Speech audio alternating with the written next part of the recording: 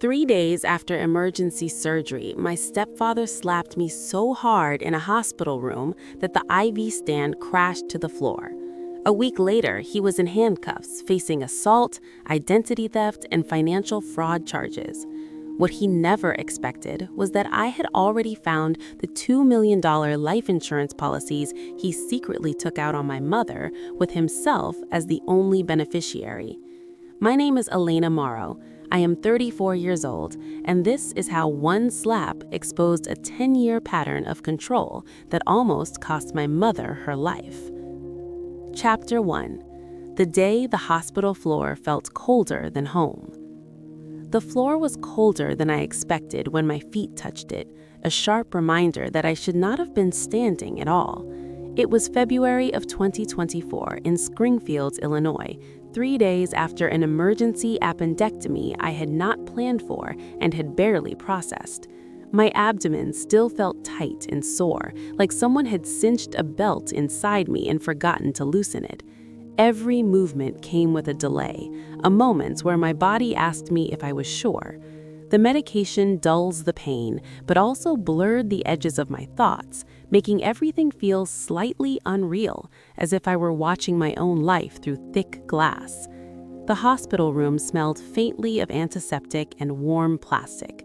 Machines hummed in quiet rhythms. A nurse had helped me sit up not long before, reminding me gently that recovery took time. I believed her. I believed this was a place where time slowed down, where rules mattered, where adults behaved like adults. Then, Victor walked in. He was earlier than usual, his shoes loud against the tile floor, his presence filling the doorway before I even turned my head. Victor Hale, my stepfather, 56 years old, always dressed like he was on his way to somewhere important. Even here, even in a hospital, he carried himself as if the room belonged to him. He did not ask how I felt. He looked at the clipboard hanging at the foot of my bed, then at the IV stand, then back at me. His face was calm at first, the kind of calm that made my stomach tighten more than anger ever could. "Do you have any idea how much this is going to cost?" he said, his voice low, controlled. "Insurance does not cover everything. Someone has to pay for this." I swallowed and tried to shift higher on the bed, the movement sending a dull ache through my side. "The doctor said I need at least 2 weeks," I started, my voice weaker than I wanted. "I am not supposed to work right away." Victor waved a hand, cutting me off. "Doctors always say that. You look fine to me, sitting up, talking. You are not dying." I told him again that the medication made me dizzy, that I could barely walk to the bathroom without help. He did not listen. His words came faster, sharper, each one landing with precision. "You always have an excuse, Elena. Always too tired, too sick, too something. Meanwhile, bills keep coming. Your mother and I are not made of money." I felt heat creep up my neck, a mix of embarrassment and something close to panic. I glanced toward the door, half expecting a nurse to walk in and interrupt us, to remind him where we were. No one came. "I am not trying to avoid responsibility," I said. "I just had surgery." His eyes hardened. There it was, the shift I recognized too well. Calm, turning into contempt. "You like playing weak," he said. "It is easier than pulling your weight, easier than contributing. You think lying in a bed gives you a free pass." I opened my mouth to respond, to say anything that might slow him down, but I never got the chance. The slap came so suddenly that for a second I didn't understand what had happened. There was a loud crack, skin on skin, followed by a burst of white light in my vision. The force knocked me sideways, my body sliding off the bed. I remember the sharp pull in my abdomen as I fell, the IV pole tipping with me, metal clattering against the floor. Pain exploded from my incision, raw and immediate, stealing the air from my lungs. I hit the floor on my side, my cheek pressed against the cold tile, my mind struggling to catch up with my body. For a moment, there was silence. Then I heard footsteps, fast and urgent. A voice called out from the hallway. Someone shouted for security. I felt hands on my shoulders, careful but firm, helping me back onto the bed. The world came back in fragments. The beeping of a monitor, the smell of antiseptic stronger now, a nurse pressing a button on the wall with shaking fingers. Allison Reed, a nurse assigned to me that morning, stood between Victor and my bed, her face pale but determined. She told him to step back. She told him he needed to leave. Hospital security arrived first, then the police. 2 officers I did not know stood near the door, asking questions, taking notes. One of them looked at my face, already swelling, then at the IV line that had been pulled loose. He asked me if I was hurt. I wanted to laugh at the question, but could not find the energy. They documented everything. An incident report was filled out. Photos were taken. Victor argued that it was a misunderstanding, that I lost my balance, that stress made people say things they didn't mean. He was told to leave the hospital. He was not handcuffed. He walked out under his own power, his shoulders stiff with indignation. While all of this happened, my mother stood in the corner of the room. Linda Morrow, 58 years old, my mother, the woman who raised me, who had held my hand when I was a child and told me the world could be kind. She did not move toward me. She did not raise her voice. When the nurse asked if she was family, she nodded and said yes, softly. "He's just under a lot of stress," she said, her eyes fixed on the floor. He didn't mean to hurt her. Those words landed harder than the slap.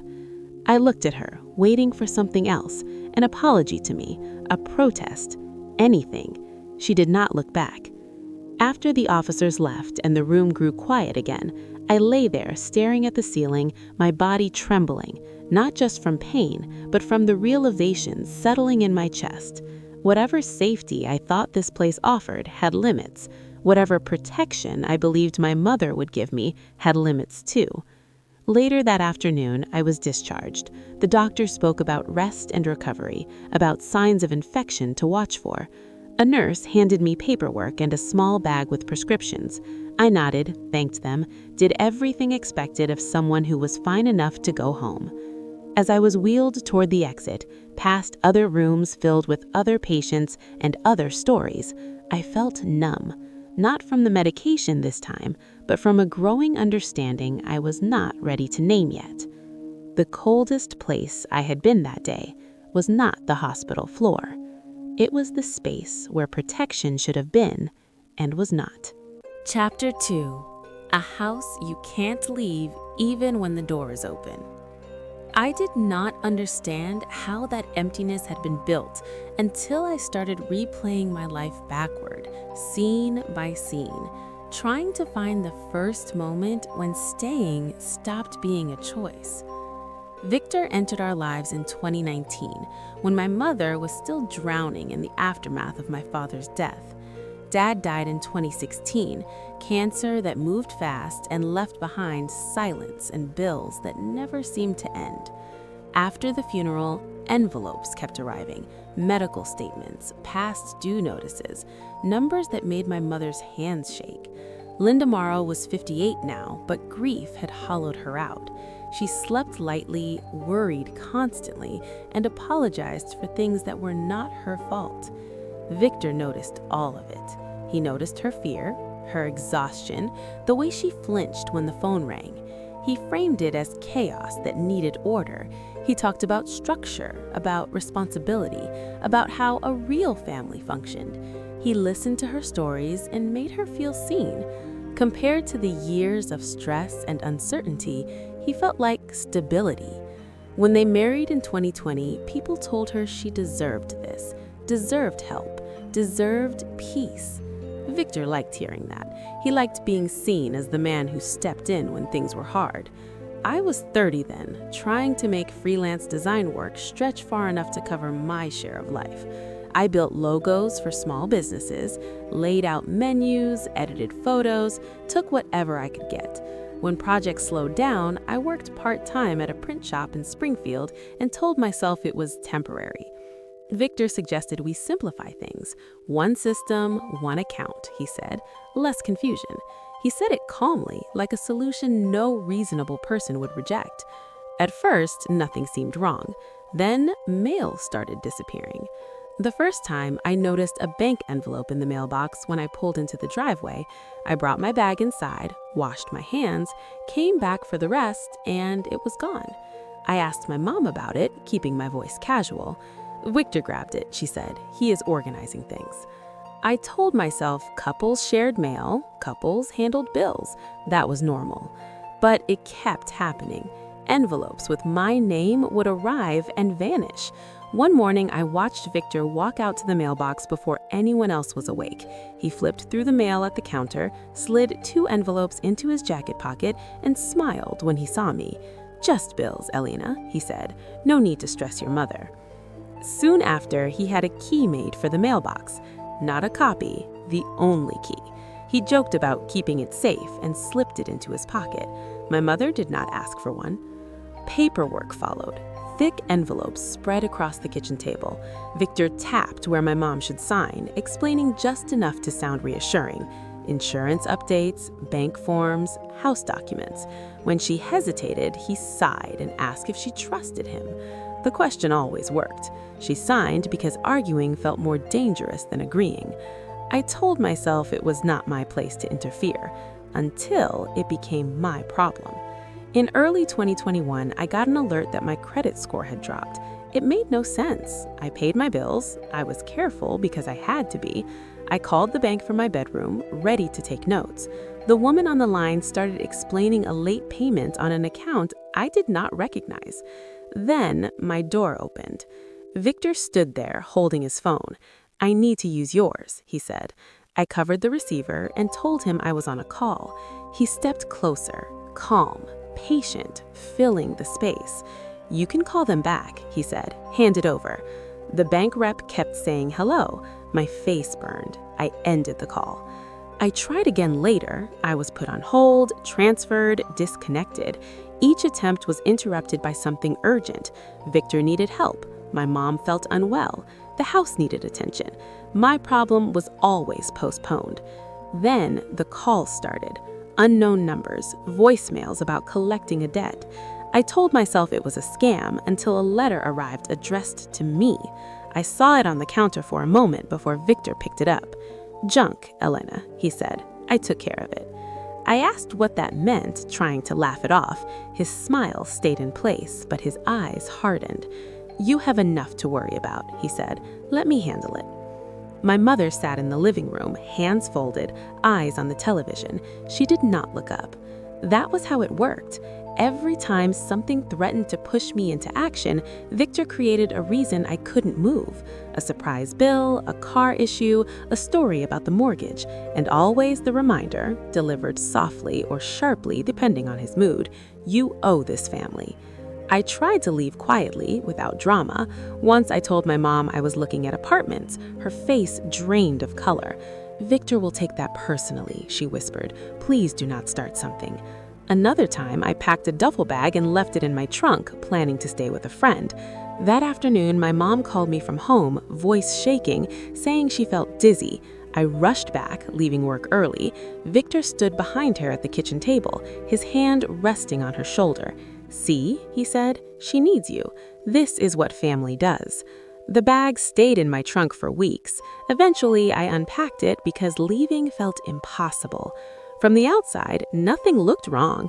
The door was not locked. I was not dragged back. Victor did not need force.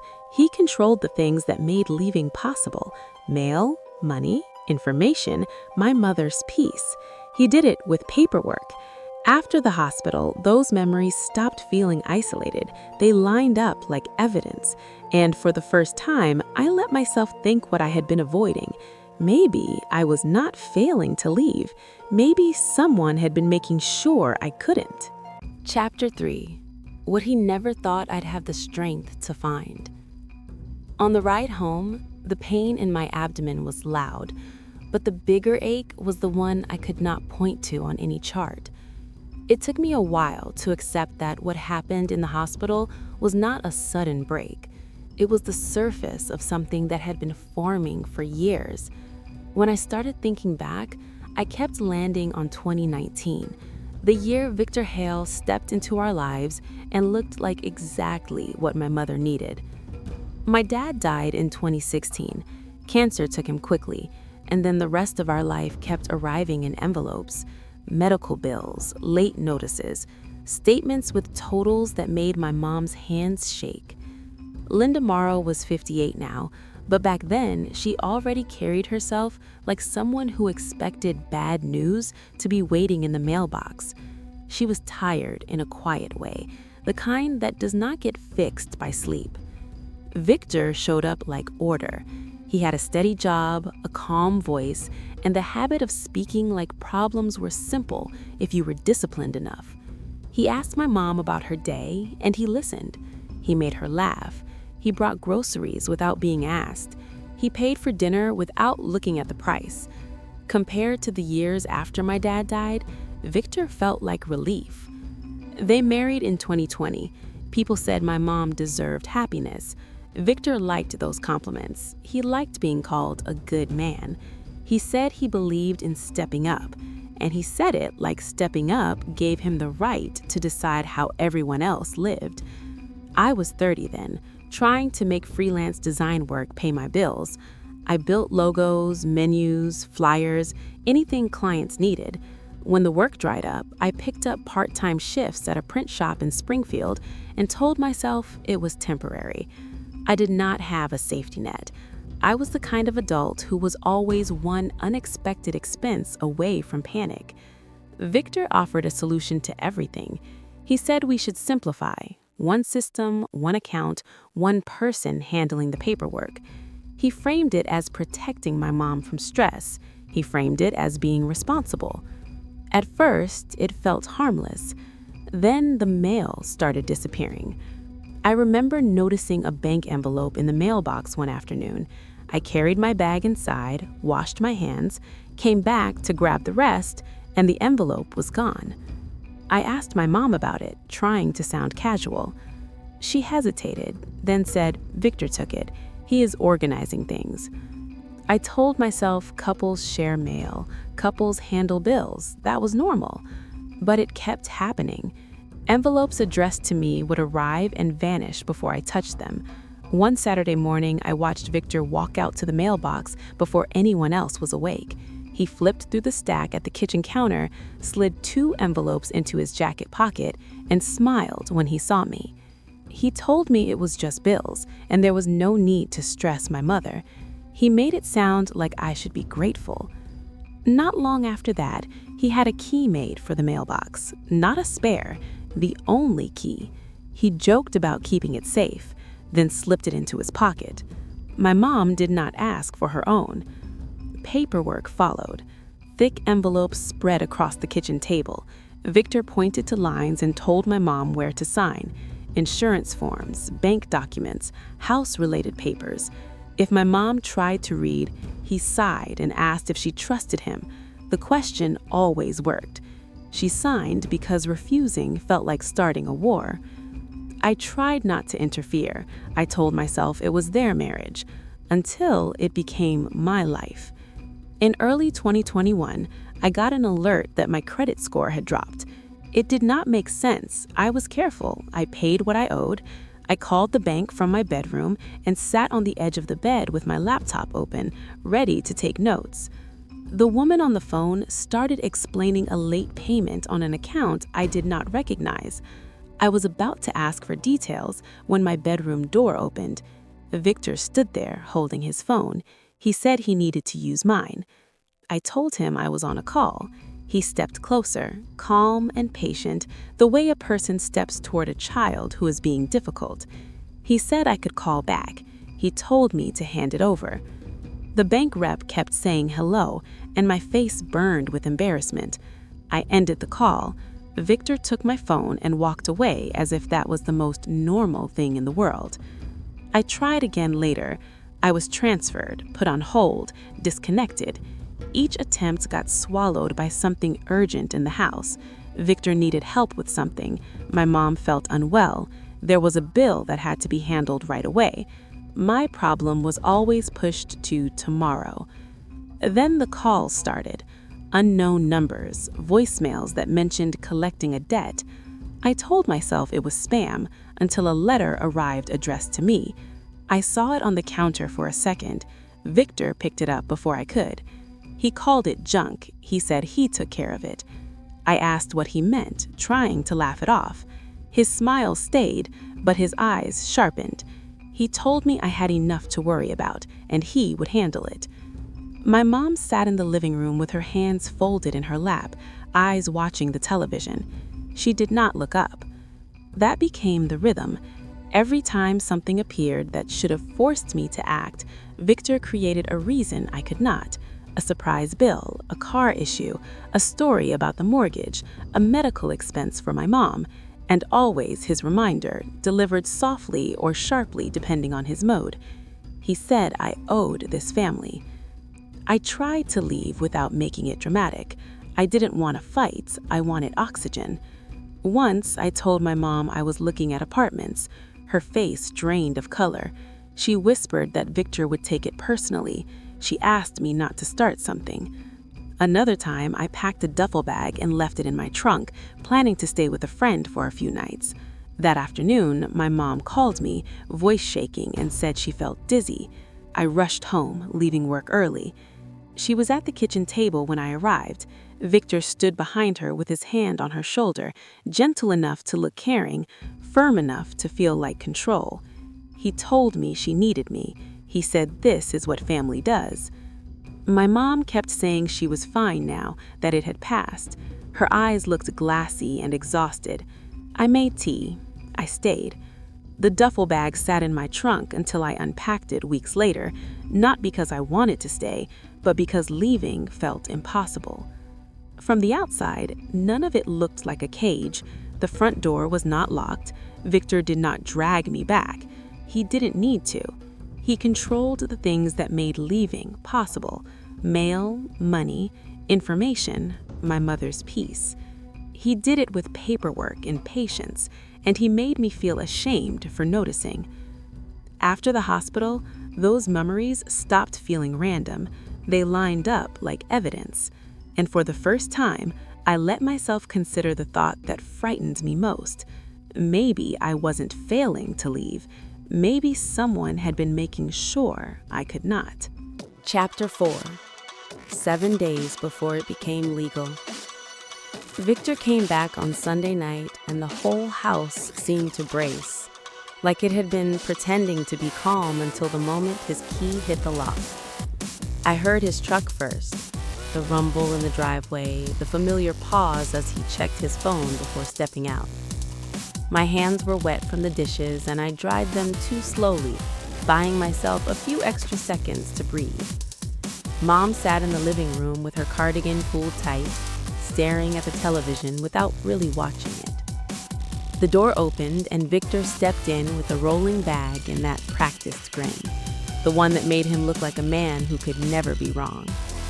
He smelled like hotel soap and aftershave, like confidence that had been recycled all weekend. "How was it?" Mom asked. "Good," he said. "We placed. Not first, but good." He kissed her cheek quickly, then his eyes moved to me. Not warm, not hostile, just measuring. He glanced toward the kitchen counter, toward the vitamin bottles, toward the small pile of mail on the entry table, like he was taking inventory. "Did she take them?" he asked Mom. Mom nodded. "Yes, I did." Victor looked at me again, and the grin softened into something sharper. "You were home alone with her," he said. "Yes," I answered. He stepped closer, lowering his voice the way he always did when he wanted control without witnesses. "You did not go into my office, did you?" he asked. My throat tightened. The question was too specific, too clean, like he already knew the answer and wanted to see if I would flinch. I kept my face tired, dull, post-surgery. "No," I said. "Why would I?" Victor watched me for a long moment. I did not blink. I did not shift my weight. I focused on breathing like a person who had nothing to hide. He smiled again, but it did not reach his eyes. "Good," he said, "because I would hate to think you are trying to create problems." Mom looked between us, anxious, but she did not speak. Victor turned back to her and the tone changed instantly. Warm husband, gentle caretaker. "Linda," he said, "we need to handle something this week. Something important." Mom's shoulders lifted. "Okay." He sat beside her and took her hand, rubbing his thumb across her knuckles like he was soothing a nervous pet. "You have not been feeling right," he said softly. "The dizziness, the headaches. If something happens and you cannot make decisions, we need paperwork in place.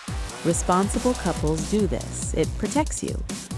"Paperwork," Mom repeated, small. Victor nodded. "Power of attorney." I felt my stomach drop. I knew what that meant. I had read enough online in late-night panic to understand that one signature could hand over medical choices, money, everything. Mom hesitated. "Do we really need that?" Victor's voice stayed calm. "Do you want to leave us in chaos if you get worse?" He said us, and my name became part of his argument like a weapon. Mom glanced at me, just a flicker, then looked away. The shame on her face made my chest tighten. "I am just tired," she whispered. Victor's expression tightened for half a second, then smoothed back into concern. "You have been forgetting things," he said. "You get confused. Last week you could not find your keys and you said the room was spinning. That is not normal. We need to be smart." Mom flinched at the word confused, and I saw her swallow down whatever she wanted to say. Victor squeezed her hand. "Friday afternoon, 7 days. I already scheduled it. We will meet with a notary. It's simple." He said it like the decision was already made and her consent was a formality. My mouth moved before my brain could stop it. "Mom should read it first," I said. Victor turned his head toward me slowly. "It is standard," he said. "Do you think I would trick your mother?" Mom reacted immediately, terrified of a fight. "No, of course not."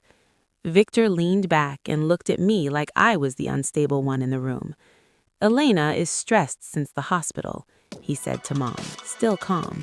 "She sees danger everywhere. She wants to start problems because she feels out of control." I felt heat rise behind my eyes.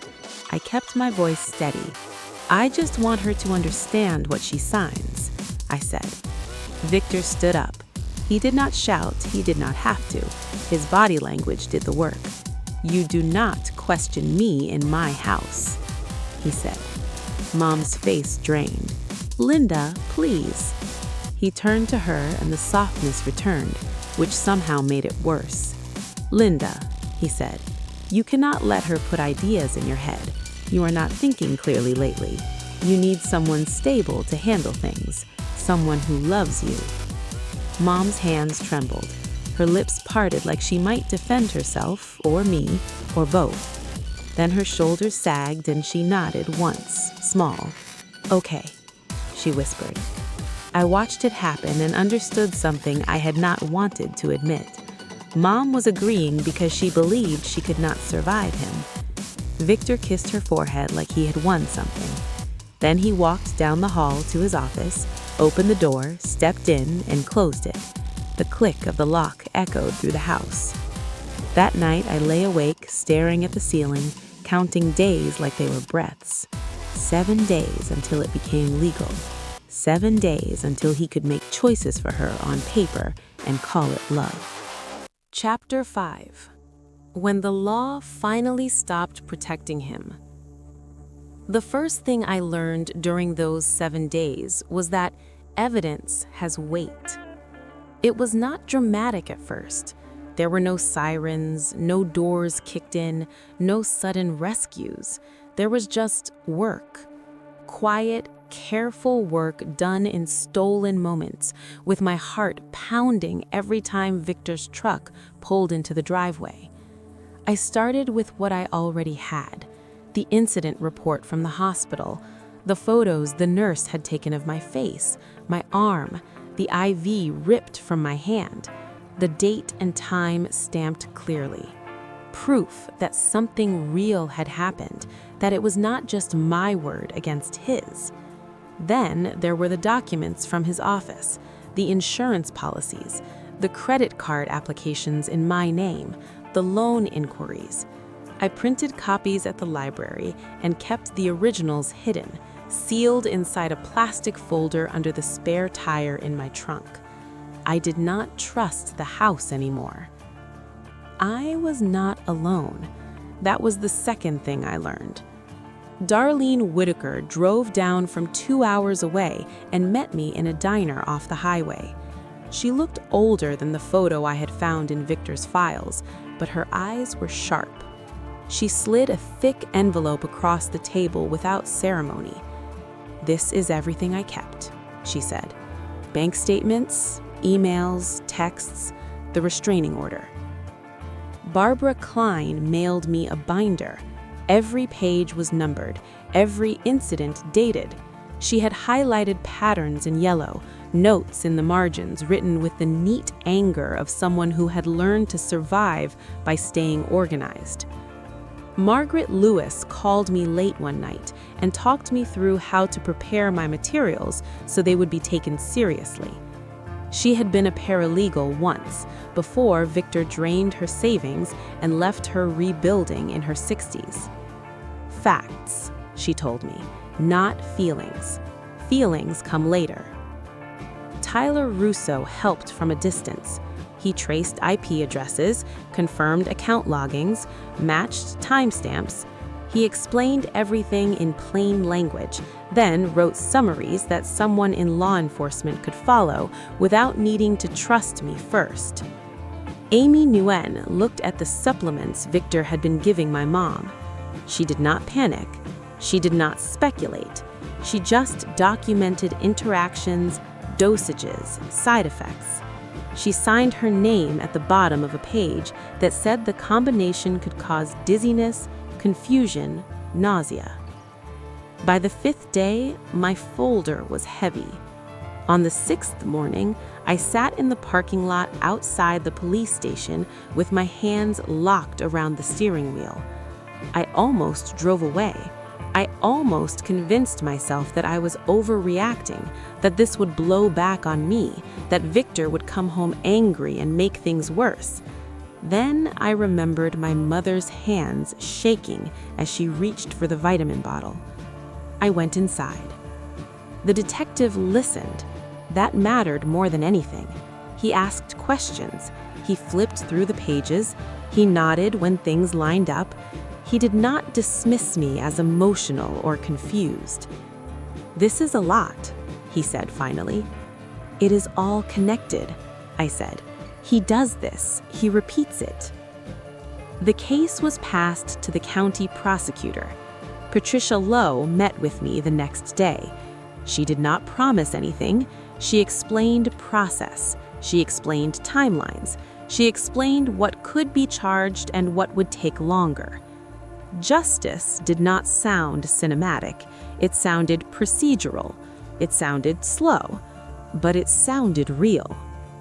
On the 7th day, before the notary appointment Victor had scheduled, everything shifted. There was a knock at the door just after 8 in the morning. Victor had already left for work. My mother looked at me with wide eyes as I opened it. 2 officers stood on the porch. Behind them was a woman in a suit who introduced herself calmly. "I am with the state," she said. "We need to speak with Linda Marrow." My mother's knees buckled. I caught her before she fell. They did not take her away. They explained her rights. They explained what was happening. They asked if she felt safe. They asked if she needed medical attention. She said yes. They escorted her to an independent clinic for evaluation. No Victor, no paperwork, no pressure. I stayed behind, sitting on the couch with my hands folded, waiting. Victor was arrested that afternoon. I did not see it happen. I heard about it from a neighbor who watched from behind her curtains and whispered the details later, like gossip she didn't want to own. Handcuffs, a patrol car, his face pale and furious at the same time. The search warrant followed. His office was sealed, computers and files were taken. The insurance policies were frozen. The accounts in my name were flagged. The charges were read out loud in a language that sounded almost sterile. Assault, identity theft, financial fraud. He did not look powerful in court. He looked small, confused, like someone who couldn't understand why his usual explanations weren't working.